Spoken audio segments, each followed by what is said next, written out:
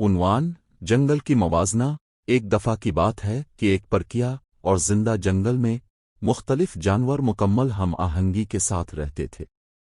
بلند درختوں سے لے کر بلبلاتی چشمے تک، ہر جانور کا اس جادوئی نظام میں کوئی کردار تھا۔ جنگل کے دل میں ایک دانائی پیشہ کی پرکیا الرا نامی پرانا ہاتھی جانوروں کا محافظ اور مصالحہ کار تھا۔ الرا کی شفقت بھری طرز بات چیت اور وسیع علم انہیں مخلص رہنے والے قائد بناتی تھیں۔ وہ یقینی بناتی کہ تمام جانوروں کو جنگل کی شرائط سنگت میں حصہ ملتا ہو۔ شیریں پھلوں سے لے کر تازہ پانی تک جنگل میں مختلف جانور خاندان موجود تھے۔ ان میں شرارتی بندر مائلو، پرانی گلیوں میں دوڑتی ہوئی خوش خبر غزلیاں، اور جنگل کی چھاؤں میں اپنی ملودیاں گا کر جگمگا کرنے والے رنگین پرندے شامل تھے۔ ہر خاندان کے اپنے خصوصیات تھے، لیکن وہ سب قدرت کے رقابتی انداز میں محترم کیے جاتے تھے۔ ایک دن جنگل میں ایک نیا جانور آیا، لیو، ایک شاندار شیر۔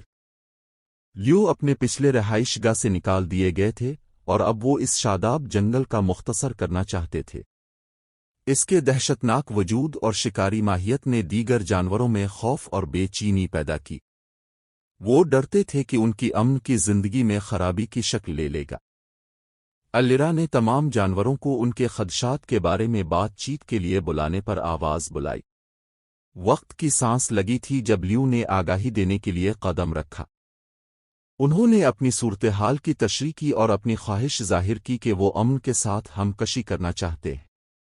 وہ وعدہ کرتے ہیں کہ وہ گائے نہیں ماریں گے اور بجائے ان کے لیے دوسرے مواد تلاش کریں گے۔ شروع میں دوسرے جانور یہاں کے لوگوں پر شک کرتے رہے، لیکن الرا نے انہیں دیکھنے کی مدت کی پیشن گوئی کی۔ دنوں کی متوازن رہنے کے لیے ایک معاونتی دورہ کے دوران لیو کو قریب سے مشاہدہ کرنے کا موقع دیا گیا۔ دوسرے جانور تیوس نہ تیوس ہونے کا فیصلہ کرتے ہیں، اور لیو کو اپنی مقاصد کا ثابت کرنے کا موقع دیا جاتا ہے۔ وقت کے ساتھ لیو نے اپنی تائید کی تصدیق کرتے ہوئے دکھایا کہ وہ غیر مخصوص طریقوں سے جنگلی بھائیوں کی مدد کرتا ہے۔ وہ ان کو بیرونی خطرات سے بچاتا ہے اور گرے پیڑوں کو ہٹانے اور راہیں صاف کرنے میں اپنی طاقت کا استعمال کرتا ہے۔ دھیرے دھیرے ابتدائی ڈر کم ہو گیا اور جانور معلوم ہوا کہ لیو کی موجودگی سب کے لیے فائدے دینے میں مدد فراہم کر سکتی ہے۔ ایک دن ایک بڑا طوفان جنگل کو لپیٹ لیا، پانی کی سطح بڑھا دیا اور فساد پیدا کر دیا۔ جانور پریشانی میں تھے کیونکہ ان کے گھر تباہ ہو گئے اور کھانے کی چیزیں قدرت کی کردار بن گئیں۔ اس دوران لیو نے قائد کردار اختیار کیا، جانوروں کو ایک ساتھ کام کرنے کے لیے تنظیم دی۔ شرارتی بندر درختوں کے درمیان جا کر رہائی پائیں، غزلیاں بلندی پر پہنچ گئیں، اور پرندے دوسروں کو محفوظ شیلٹروں کی طرف رہنے کا راستہ دکھایا۔ لیو کی قیادت اور مشکلات کے دوران پیدا ہونے والی یکجا ہونے کی تجربے نے جانوروں کی نظریں تبدیل کر دیں، اور وہ سب نے ان کو اپنے معاشرتی میل جول کی مقدر کیا۔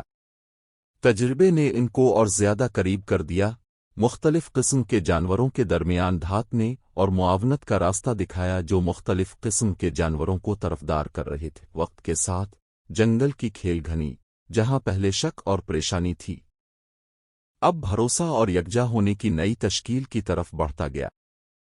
جانور نے سیکھا کہ تبدیلی کو قبول کرنے اور ایک ساتھ کام کرنے سے وہ کسی بھی چیلنج کو پاس کر سکتے ہیں اور ایک دنیا پیدا کر سکتے ہیں جہاں تمام مخلوقات کو ایک ساتھ کام کرنے سے فائدہ ہوتا۔